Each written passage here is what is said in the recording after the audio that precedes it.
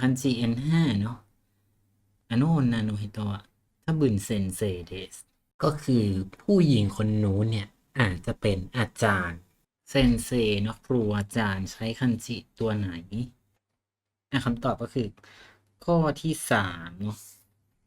เป็นตัวด้านหน้าเนี่ยก็คือก่อนเนาะ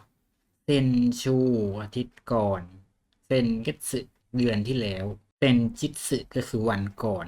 ส่วนข้อ1เนาะตัวแรกเนี่ยก็คือฮัชิดุฮัชิริมาสวิ่งนั่นเองและก็คันจิตัวด้านหลังนี้เนาะก็สามารถจะอ่านได้หลายแบบเนาะอย่างเช่นอิกิดุก็คือมีชีวิตอยู่นั่นเองส่วนนอกนั้นยังไม่ใช่คันจิ N5 เนาะมันยากไปก็ยังไม่ต้องไปจับต่อไป明日の朝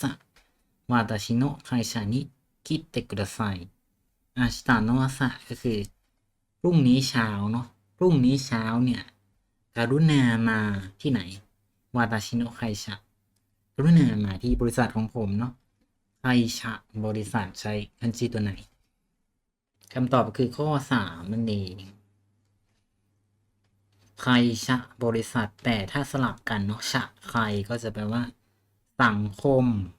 ส่วนข้อ2เนาะตัวด้านหน้าเนี่ยก็คือเข้ากันเหมาะกันแล้วก็ตัวนี้นะด้านหลังก็คือเรชิดเรก็คือเสียมารยาทต่อไปอิมะนันจิเดสกาตอนนี้กี่โมงจูจิฮังเดสก็คือ10 โมงครึ่งเนาะฮังก็คือครึ่งใช้คันจิตัวไหนคำตอบก็คือข้อ4เนาะฮัง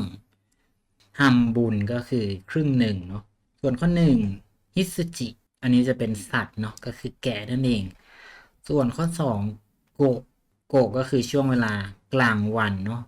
โกเส้นก่อนกลางวันก็คือช่วงเช้าเนาะแล้วก็โกโงก็คือช่วงบ่าย